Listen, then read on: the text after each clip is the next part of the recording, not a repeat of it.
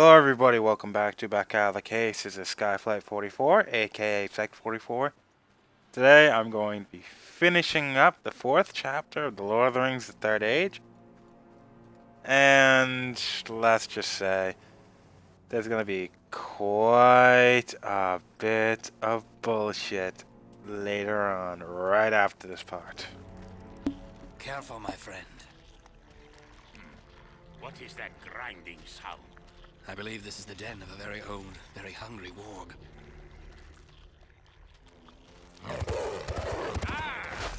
He almost took me head off. Hurry, in here! We have a real battle on our hands!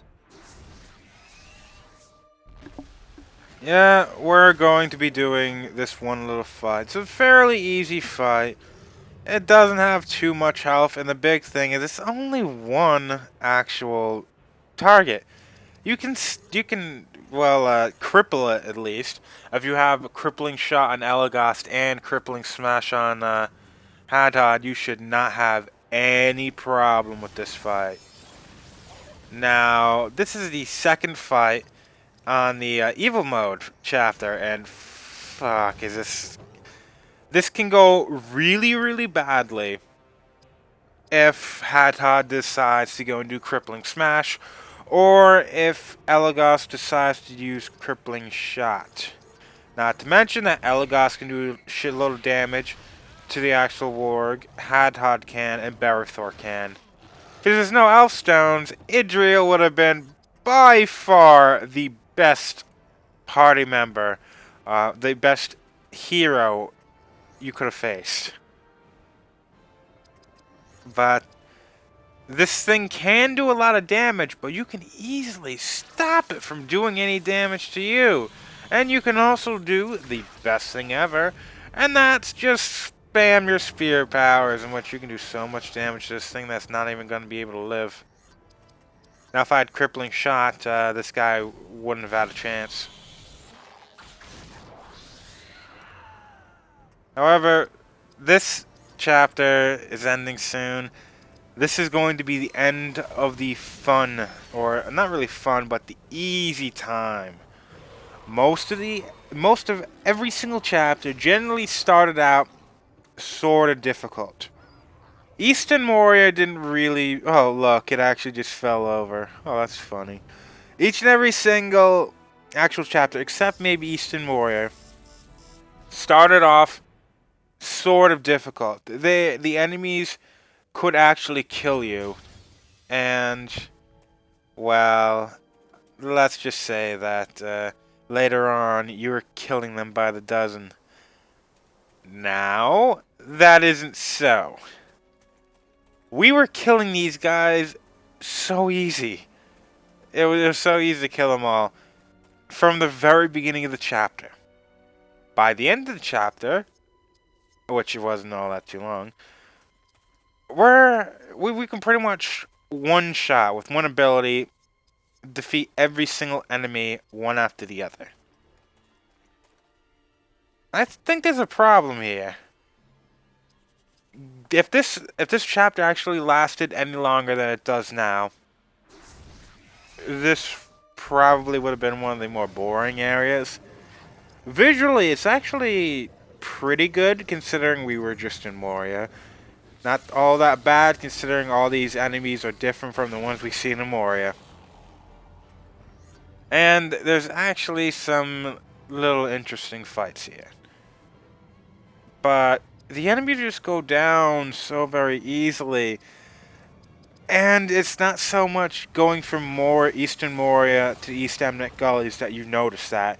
It's going from the East Emnet Gullies to the 5th chapter that you start seeing how much of an actual change is going on with the health, with the stats, with the damage output. The next chapter, you go from basically you don't stay long enough in this chapter. You don't get enough good equipment in this chapter to really make your damage output jump too much from when it could have been from the end of the last chapter. Now, you're going to see a huge jump in health when it comes to the actual next chapter. Your damage output really hasn't changed. Their damage output actually has. It becomes a bit more difficult, trust me. You notice that I'm actually cutting out quite a lot of menus, quite a lot of random battles around here too. But yeah, it's not worth it. If this was another chapter and I wasn't doing post-commentary, I probably would have left them in. But it's the same things we've been facing all this time. Wargs, two wargs, which actually one of the interesting things is that the grizzled, what was it, grizzled warg was hardened warg or something. Yeah, grizzled greater warg and the grizzled greater warg I don't believe can be put to sleep. The other one can. The hardened greater warg, I believe. I think that's what it is. Or yeah, it's probably that way. Is it really anything that you really have to bother with? No, you can easily take them out anyway. Actually, right around now would be a good time to actually go and try and this would be a good time to actually go and try to stall and get some nice skill points. Just because the next there are numerous reasons why the next chapter is difficult. It's not just the enemies, it's not just the stats, it's the fact that some of the battles can go on for a very long time. And we also get a 5th party member at the very beginning. And a 6th party member at the very end. And there's also a boss who's not too difficult. I'm gonna see if I can use different strategies this time when I get up to there. But there's actually a boss in that chapter. There's a boss in the 1st chapter, and the 3rd chapter, and the 5th chapter. There's one in the 7th chapter, the 8th, and the 9th. Generally, the ones that don't actually have them have like horde battles in which they just do a lot of actual enemies coming at you, except for the 2nd one. Balin's tomb area was piss easy for a final fight, but the one in the 6th chapter, oh shit, those Uruk-hai and those trolls. That fight's difficult. Damn it. They're still throwing orc archers at us. One of the things that happens later on with archers, I specifically remember the 7th chapter. Orc archers will actually, their attack will actually leave you paralyzed. I believe it's either paralyzed or, it's either binding melee or it's binding range.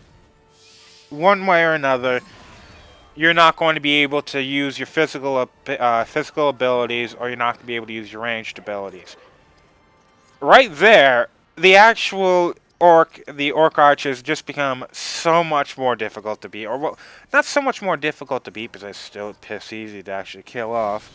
It's just that if they actually hit you, they can be a threat. But right now, when they don't actually have any added abilities, they're just pathetic damage. I mean, they're still kind of doing a little bit more damage than Eastern Moria, but our health has been going up quite a bit. The regular orcs may not do too much, and some of the Uruk-hai, but that Greater Warg was an actual boss fight, so piss easy boss fight, but it's a boss fight anyway. And at least that thing can do damage. At least the chieftain can do damage. Now the chieftain can actually go and use that murder of crows, like right here. That's a possibility of death, but I don't believe it's death yet. That isn't a nice. That's not a nice ability. Think about it. The orc veteran over there is going to be. Oh shit! I missed.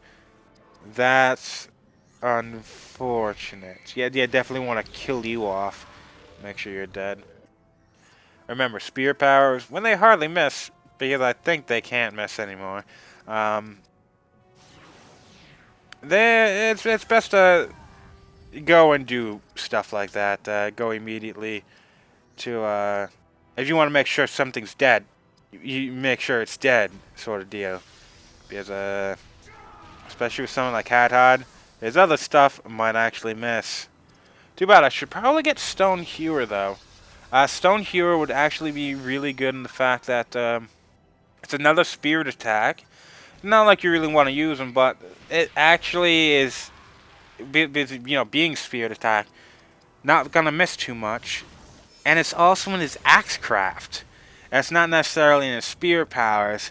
And so you can actually use that instead of Flaming Fury if you want. To make sure you actually hit something and at the same time further your actual axe craft abilities. Which is definitely one of the things you actually want to do. You must gather Eomer's scattered Rohirrim. Assemble east of Helm's Deep. There I shall meet them.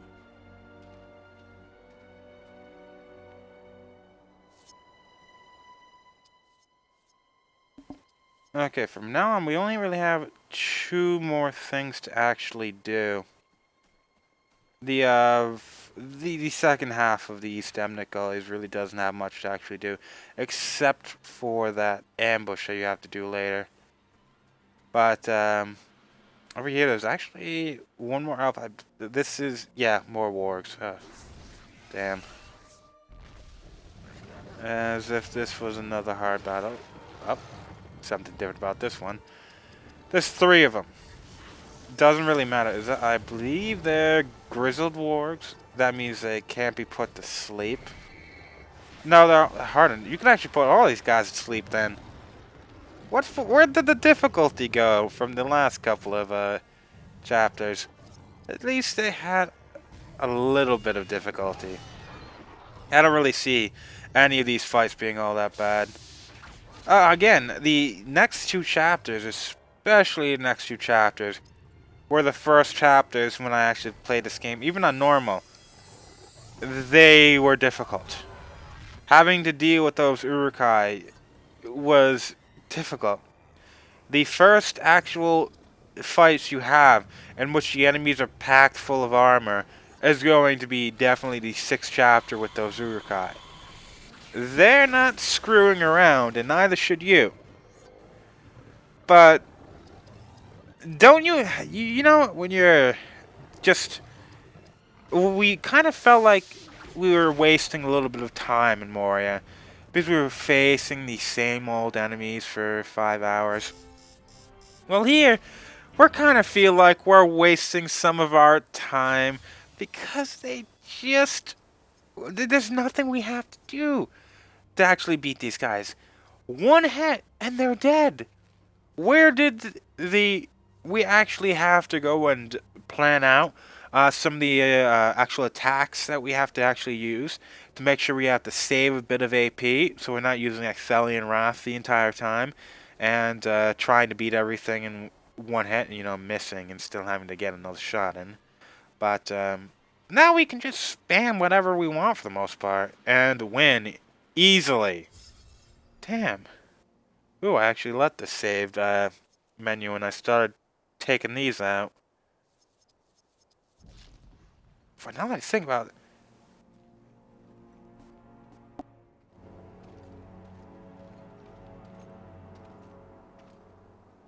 We plan to ambush some Isengard Uruk-hai.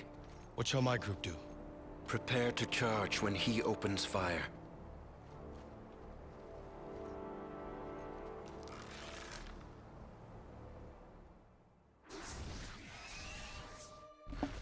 Now that I think about it, the end result of these videos is about an hour and 15 minutes.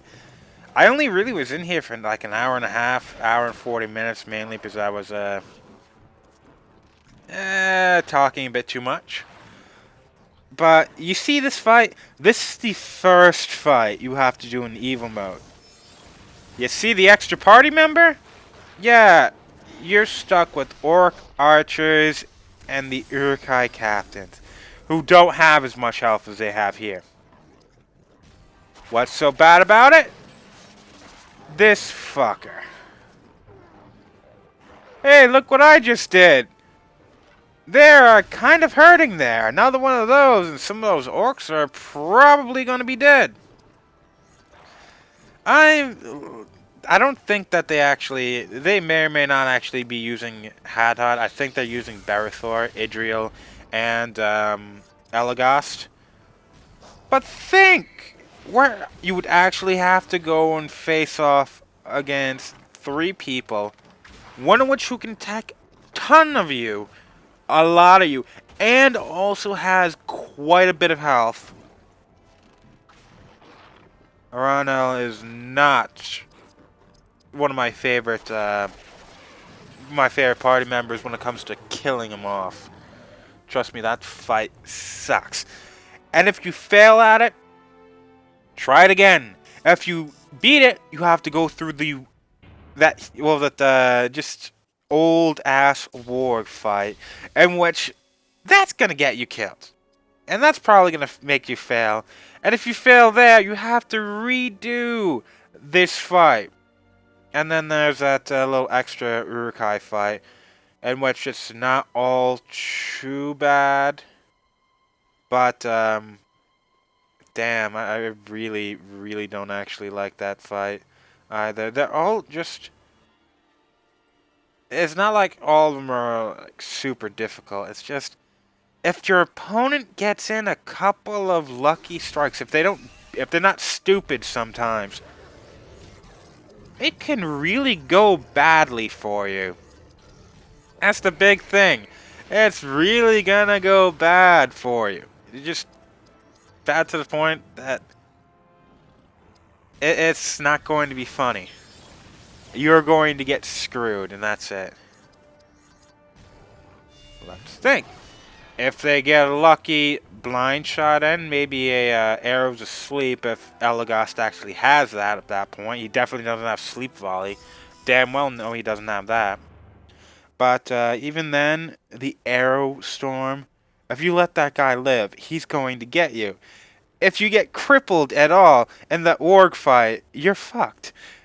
If at all, if they get an Axelian Wrath or a Mountain Rage off at the very beginning of that Uruk-hai fight, you have a good chance of losing. I was so glad I actually beat that. All 3 of them in my first try. When I actually did it. It was so much better. But, damn. Some of the fights that they actually... When the chapters are easy, expect a harder actual evil mode. If the chapters are a bit harder, expect to have a bit of an easier time in the actual evil mode. At the same time, you want the actual your regular chapters to go by quickly or a bit easier, especially in the later ones. Go and do the evil mode. You're going to get much better equipment sometimes, and you'll actually get in the chapters themselves. But specifically, Berithor, I think, gets in his in the Ministerious chapter. He actually, in the evil mode for that chapter, he'll actually get a sword that it's pretty much like the best sword he can actually get. You get a couple of swords for him in the third, not third, in the last chapter. Hell, you can actually, the sword you immediately get in the not third, why am I saying third? In the last chapter, is about just as, it's a real big improvement over the one you had in Ministerious. But the one you get from the Ministerious Evil Mode is good to the point where it leaps. It has the same leap and attack strength from what you were just about to get from what the one you were just about to get in the 9th chapter, from what you had in the 8th. Like even here, in East Amnet Gullies, one of the reasons why this is so easy is because of the spirit, cracked Elfstone, a spirit enhancement that we have on Idriel. Yeah, sure, there's a second one in here, but we were immediately killing off these guys with ease because we got that piece of Evil Mode. The Evil Mode might be a bit difficult sometimes, or a bit bullshit, but the rewards are definitely worth it. Trust me, they're definitely worth it. I also believe the Polished Elfstone Spear enhancements, you get through it as well.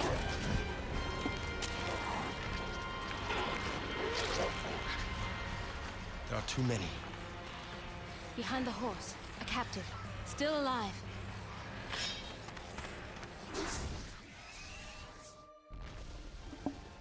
Yeah, I kind of screw up a little bit in this battle. I don't actually get in an attack with Elagast. Here is another different type of battle in the game. First of the type, and this is going to be a lot of fights like this later on, especially when it comes to Uruk-hai. But this is the fight in which you actually have more Uruk-hai coming in once you actually kill one off. The thing about it is it's not like there's 10 Uruk-hai out there, and when you actually beat one off, another one will come in. It's not like that. There are 3 slots here, and for the most part, there's going to be, one of them might have 3. You kill one off, 2 more will come back in that slot. But it's not that just because the other slots have more reinforcements doesn't mean that that 3rd slot is going to be getting more. Is actually going to be getting any more reinforcements. So then you have 2 enemies at the one time that you're going to be facing off against, and you start taking them off, and then reinforcements are going to be coming into those slots. The reinforcements are slot specific to say. It's quite easy, quite nice too, especially when it comes to the 6th chapter. But this is one of the things that you're going to be seeing quite a bit, especially because just because a lot of the Uruk-hai fights play out this way. Damn, what was I going to say? Oh well. One of the things that happens in these fights is once you actually see one of these guys coming out, for the most part, they're actually going to get an attack in, or they're going to have their turn really quickly. Oh, good. I'm immune to it. Thank you, Barathor, and your standfast. Granted, staggering slash is not so much of a pain in the ass here, but in later chapters that can... I've said this like, what, a million times. And I'm hammering it into your head because that fight is bullshit. A lot of bullshit can happen to you if you don't have stand fast.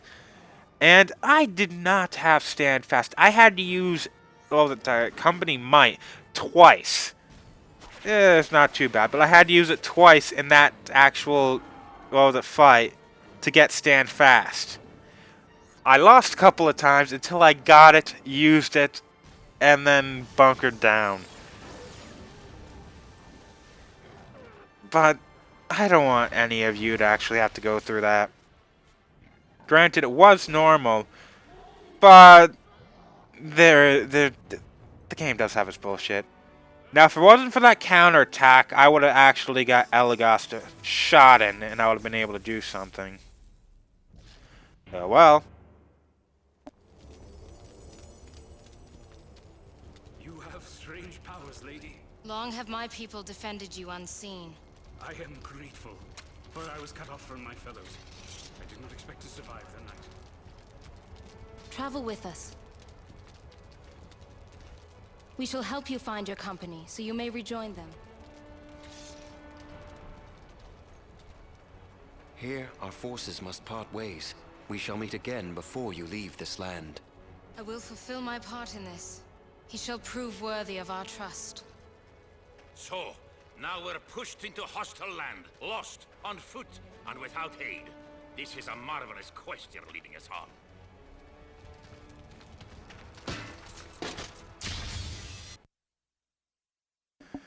Yeah, Vigo broke his foot kicking that. But that doesn't mean a damn thing to dwarves. This is the only problem with the GameCube version. You have to change discs. I thought I cut a bit more of that out. Oh, there was like another 30 seconds I had to cut out of that. We're going to Rohan, and this is going to be the difficulty spike. There's an elf, a man, and a dwarf having the Riddermark. We come in friendship. We search for a company of fellow warriors. Mithrandir seeks you. Assemble your forces and meet him east of Helm's Deep. Gandalf has long been our trusted advisor. We shall marshal followers as quickly as possible. What of you? The wizard requested I aid in rallying your men.